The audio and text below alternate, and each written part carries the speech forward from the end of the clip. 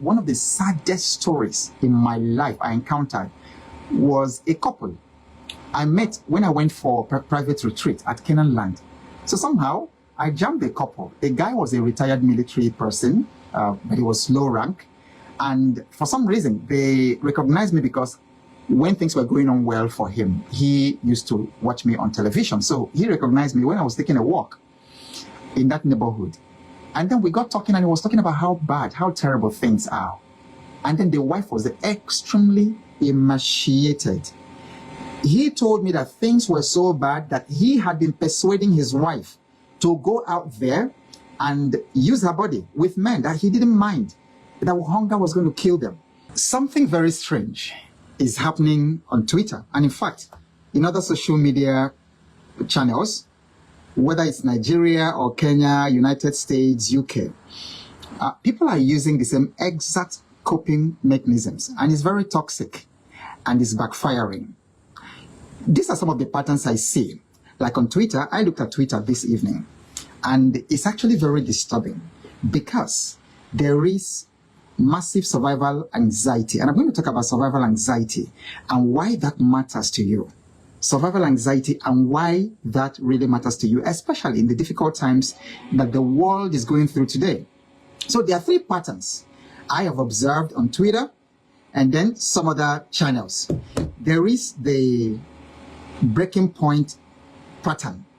So a lot of the posts and a lot of the tweets are symptomatic of people at their breaking point. So people are like, what if I can't take this anymore? Because you go to the market, like I was in the market, to buy some grocery, to buy meat just yesterday, and it was unbelievable what they gave me for 10,000 naira. It was unbelievable. I mean, I could hold it in my palm like this. And coupled with the fact that people's salaries aren't increasing, but every day you go to the market, and this is happening in America, it's happening in different parts of Africa, it's happening in Ghana. I have family in Ghana, and they tell me that's also very, very difficult. And there have been supermarkets in Nigeria that I went to that used to have price tags on everything. And then I got there, no price tags. You literally have to ask them, how much is this? How much is this? How much is this? And then you take it to the till, how much is this? How much is that? And I asked the owner of the store, so why don't you have the tags anymore? They said they can't because the prices are not the same. So there is that first pattern that I've observed, because all these things that happen in real life show up on social media. They show up very strongly on Twitter. So people are like, what if I can't take this anymore? So that is the breaking point pattern that I've seen on Twitter. I've seen it on Facebook. A little bit of that in LinkedIn and also on TikTok. The second pattern that I see these days is the wasted effort pattern. What if nothing I do matters? So you find people are resigning into a state of hopelessness. And then in the case of Nigeria, people become very, very depressed and then hopeless when they find out that even their government does not care, a hoot does not care about them. The government does not care about the people in the country. And the president is somewhere chilling, having a good time. I think he's away for like 2 weeks. Vice president at some point also went out somewhere, and the whole place is burning. People are being unalived, whole communities being sacked and things like that. So there's this feeling, then again, the policies, the economic policies are not helping entrepreneurs. So it's like, what if nothing I do matters? The third pattern I see is what I would call the permanent damage pattern. So people are like, will this change who I am? Will the situation of things and what I'm going through right now, will it change who I am? Will it change my values? Will it change my identity? Am I going to be forced to do things that compromise my morals? And this is particularly a difficult time for young women and also young men. Okay, so all the tweets that I see reflecting these patterns, they are not funny tweets. Even though people try to use sometimes memes and jokes and all that to hide it, but behind these tweets, some you may have tweeted yourself, or some you have seen, they are distress signals. Maybe because I'm a trained coach and I did quite some bit of psychology, social psychology, and also psychology. So sometimes I'm able to read between the lines, and then somebody might actually be tweeting something that looks like it's funny. But behind that tweet, behind that post, behind that comment on my post, which looks very toxic, could actually be some very serious psychological pain. They could be distress signals. So whether it's in Lagos or London, New York, all these things are screaming these same three patterns. And that's not a coincidence. There's actually what I would call a psychological emergency. Please type it in the comment section. Psychological emergency. We need to declare psychological emergency in the world today. And why this topic is important for you is that you need to do everything possible to take care of here. Like I posted today, what goes on in between your ears are more important, will affect you much more than what's going on in America or in China or in any part of the world. What goes on in between your ears will affect you much more than what is happening in the outside world. So while we are talking about wealth and we're talking about investment, the most important conversation is actually your mental well-being. Because if this place snaps, forget about investment, forget about stock market, forget about retirement, forget about all that, okay? So, and the truth is that survival mode isn't just draining you, it's reprogramming you. That's the risk. When people shift into survival mode, it's not just draining, but it also begins to reprogram you. You know, when you see people on survival mode, people who just need to survive. So sometimes you see people who would typically not beg. They are driven to beg. And one of the saddest stories in my life I encountered was a couple I met when I went for private retreat at Canaan Land. So somehow I jammed a couple. The guy was a retired military person, but he was low rank. And for some reason, they recognized me because when things were going on well for him, he used to watch me on television. So he recognized me when I was taking a walk in that neighborhood. And then we got talking, and he was talking about how bad, how terrible things are. And then the wife was extremely emaciated. He told me that things were so bad that he had been persuading his wife to go out there and use her body with men, that he didn't mind, that hunger was going to kill them, that he'd been persuading the woman to go out there and sleep with men so that she can bring in some money for them to feed themselves and then also their children. Terrible. That sort of thing, you know, just made me cry. But that's the sort of thing that survival mode would make people do. During the Biafran genocide in 1967 to 1970, people ate things that they normally wouldn't eat. So I heard that people ate lizards. No one eats lizards in this part of the world. I hear the Chinese people probably do, but in my part of the world, nobody eats lizards. Lizards move around. But during that war and the starvation that followed, people ate lizards. People ate things. They ate leaves, even poisonous leaves, out of survival. So survival mode isn't just draining you, it's reprogramming you. But today, I'm going to offer you a hack. So sit tight. In the next couple of minutes, you're going to see. And then the encouragement for you up front is that everything you see around you was built by people who pushed through this same fear, people who pushed through survival anxiety. And I'm going to tell you how to do it. So survival anxiety is not just stress. It's your brain screaming, I wasn't designed for this. I wasn't designed for this. You know, your brain is screaming. And it is right, you know, because modern life demands that we constantly adapt. But at the same time, our brains, you know, I did zoology for my first degree. And then, of course, we studied the brain, the neurology. So because of it, it creates a tension that produces 3 traps. So I'm going to tell you about these 3 traps so that you are aware of them. And also you are aware of that among your colleagues in the office, in your workplace, and also family members, because we really need to watch out for each other within this period. So the first trap is what I call the refresh and regret cycle. And I'm going to give you some tweets. So these tweets are imaginary, but once I mention them, you will recognize the tweets. You will either have tweeted something like that or you have seen a tweet like that, you know, just today, like in the past 24 hours. So there is force control. There's force control. You need to recognize this pattern. I'm going to tell you how it works. But, you know, so imagine a tweet, typical, like Nigerian tweet. Me checking my account balance for the 10th time today, like the 50K I need will magically appear. Have you seen people, has that happened to you? You just keep refreshing your account, just keep checking, as if, okay, once you just check, something, the money will just magically appear. So people are actually in that state. Okay, so there is that control illusion, false control, that by refreshing all the time, something, you are in control of the situation. You may also have seen something like when you refresh your freelance portal, maybe you have a portal on, say, Seller, or you have Seller.co, or you have a portal on Fiverr or Upwork or things like that. And then by constantly refreshing it every 30 minutes, you're hoping that some client messages will appear. So what is the psychology going on here? The brain mistakes monitoring for problem solving. And so that increases the anxiety loop.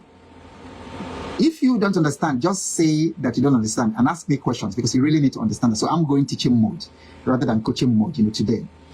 So the brain mistakes, when you continue on that loop, the brain mistakes monitoring for problem solving. So the fact that you are refreshing your account, your bank account, every 5 minutes, you're not solving problems, but the brain has an illusion that you're actually solving problems. There's another trap, which is the isolation spiral. Nobody gets me trap. So maybe you have seen a tweet like this: my family thinks I'm lazy because I can't hustle like before. They don't know I cry before job interviews now. Have you seen a tweet like that, or a post or a comment like that? My family now thinks I'm lazy because I can't hustle like before. Okay, so there's that sort of isolation spiral that people get into. Now, or you see something like when friends say, just stay positive about job hunting, as if depression is a choice. So there are people like that. That's why sometimes some of the advice that we give people, just stay positive, it doesn't really help a lot. So because the psychology at play there is that withdrawal feels safe. So we feel that when we withdraw, when we stay alone, that we feel safe. But it starves the brain of oxytocin. Oxytocin is a very important brain chemical, which is necessary, for resilience. So isolating yourself from your family, from your friends, from the bonding of your community is not a very good response in times of anxiety. Then, and I think this one is also very common, the third trap. The third trap is paralysis by uncertainty. So you have this future fog. So for instance, you might see a tweet like this: how do I plan for 2025 when I don't even know if I can afford rent? So, and then you hear a little bit of learned helplessness there. So you look at the future, the uncertainty paralyzes you. The uncertainty, because every day, you look at what the stock market is doing, you look at what the global trade, you look at the global trade war going on between America and China, and then things just keep going down, down, down, down. And so the future looks very uncertain, and it can be very paralyzing. And even in your own microcosm of where you work, the business is not making money. The customers are not buying because purchasing power has reduced. So it places you in that sort of paralysis by the uncertainty of the future. So the brain's prefrontal cortex, the prefrontal cortex is the place that you could call it the planning center of your brain. It shuts down when there's prolonged uncertainty. Oh, I don't know what APC government is doing. Oh, I don't know what these people are doing. I don't know what central bank is doing. I don't know what the economy. So prolonged sort of uncertainty shuts it down. And that is the origin of learned helplessness. Okay. But here is where I want to inspire you and encourage you that it's not necessarily like that. And you don't need to give in to those three traps. Why? Because biology isn't destiny. Please type it in the comment section. Biology isn't destiny. Everybody, type it. Biology isn't destiny. I want to see everyone type that because it's important, okay? So, because biology isn't destiny, because biology can be reprogrammed, biology can be changed. This body can be trained. The mind also can be trained. So biology isn't destiny. So here's how to reprogram your survival loop. Because the essence of what I'm doing tonight is, number one, to bring your awareness to survival, to that survival loop. And that staying in survival for prolonged time doesn't help. So you need to manage your mental health in such a way that what is going on around you doesn't get you, that what's going on around you doesn't shoot you down. So let me give you a few simple psychological hacks that you can use to deal with those 3 patterns that I had talked about earlier. So the first one is control, okay? So for false control, what you can do is to redirect your focus. Anytime you are overwhelmed, I want you to do one 20-second action. One 20-second action. It could just be pull your drawer and then organize it. It could just be to text your colleague, to text your partner and say, hi, sweetheart, I love you, or something like that. Just do something. These small wins, they build agency. They build agency. So that instead of you to remain in that loop where your brain takes monitoring as if it is problem solving, just do something in 20 seconds. Solve a little problem. Stand up, clean the kitchen, throw something away or whatever, text somebody. That's one way. So instead of staying in that false control loop or scrolling, endless scrolling, you redirect your focus. Okay. So now for the feeling of hopelessness, you can do what we call evidence hunting in psychology. Evidence hunting. How does that work? You can make a list of 3 things that you adapted before. For instance, I knew that when I was looking for a job, at the time I was completing my master's program, it was very, very uncertain. There was uncertainty in the future as to what I was going to do with my postgraduate degree. And then getting into the oil industry, I was interested in 2 industries. I was interested in the oil and gas industry, energy, and I was also interested in the military at the time. Okay, but it was very, very uncertain because I didn't know, where do I begin? How do I begin to apply to Shell? How do I begin to get into the military? It was uncertain. You see, but one thing led to the other.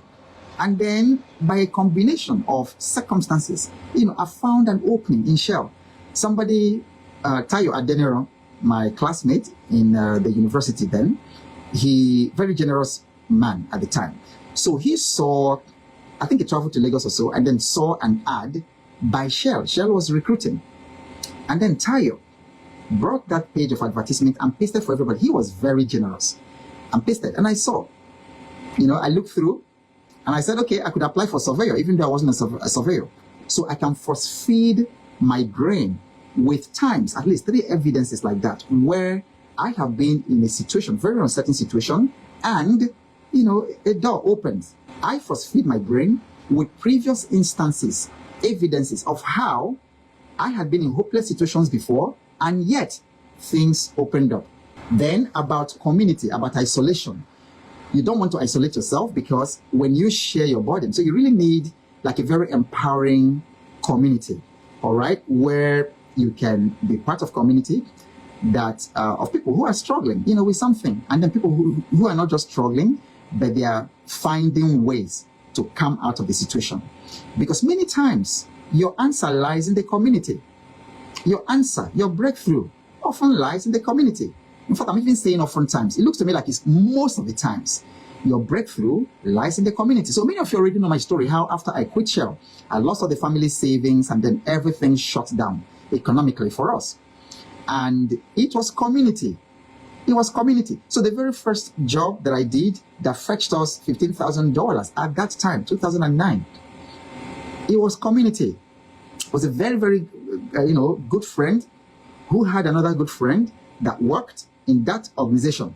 And then if I was isolated and I wasn't part of the community, I would never have heard about it. Okay? So find a group. So finally, you don't need to beat anxiety. You need to outlast it. And you will, okay? Because survival is the oldest script in the world. And then it is your turn to edit it. And then talking about community, this is why we are running the Financial Fitness Challenge. Because I tell you, this is not the time to go it alone. So the Financial Fitness Challenge is my mentorship program. And we do 3 things in the program. The first is to, first of all, actually help you to have some clarity around your financial condition. Many of us don't know our net worth. Many of us don't know what our assets and our liabilities are. We just wake up every day and keep going. Many of us don't even have our financial data. And then because you don't have your financial numbers, managing your finances becomes very difficult. So sometimes, just the first worksheet you do when you join the Financial Fitness Challenge gives you clarity. And then Remember, Peter Drucker said that if you can't, how did he put it? What you can't measure, you can't control. So that's the first thing. The first thing is that you're going to actually assess your financial condition. We're going to give you tools to help you to know to the last cent what your net worth is, and also to even assess what has worked for you in the past and what hasn't worked for you. Because there are three major skills when it comes to financial fitness. The skill number one is the skill to make money. Secondly, the skill to manage money. And thirdly, the skill to multiply money. And so you need to assess your strengths and your weaknesses along those three dimensions, and then be able to tell, all right, this is the weakness. That's the first thing. The second thing is to actually help you to craft your financial vision. You've got to have a plan. Where are you going, financially speaking? What's your purpose here on earth? What are you here to achieve? How are you going to fund the rest of your life? So maybe you're 35, you're 54, or you're even 60, listening to this. How are you going to fund the rest of your life? So that is the second thing, crafting your financial vision. Where are you going? How are you going to be earning money every single day? Okay, that's actually the third thing. So the third part is, now you have clarity around your finances. Secondly, you have a vision. You have financial goals, the houses you want to build, the investment you want to make, the passive income you want to build in order to take care of you, your children, your family, and even your legacy after. So you've crafted that. The last thing now is how. How are you going to do that? That's where you customize. We help you to customize your income growth process, because the way each of us makes money, even when we're involved in the same industry, is very different. So we need to understand our blueprint. We need to understand our own financial identity, how we make money. All of us might be playing in the stock market, but how I make money in the stock market might be different from how you make money. So the third part of the financial fitness challenge is to teach you, to help you to craft a plan, 30, 60, 90-day plan that you can use to accomplish your goal. So if you haven't registered, see the description for the WhatsApp number. You can send a message to the WhatsApp number to send you the enrollment details. The enrollment is 125,000 Nigerian Naira, or $125. But right now, there's an early bird of 105, 20,000 Naira off. So you pay, if you're enrolling today, only 105. So send me a DM for the payment details, and then I will send you that. And then we welcome you in the group. And you need to join, because this week, we are starting a new set of exercises, including what we call your financial fitness passport, that will do a total x-ray, a total diagnostics of your money history and your money psychology, all in one worksheet. And when you do that, so we're actually doing that this week. So I hope you enroll right after this, and then I'm going to see you in the group. Meantime, whatever happens, keep showing up, because you never know what's coming your way next. And I'll talk to you same time tomorrow.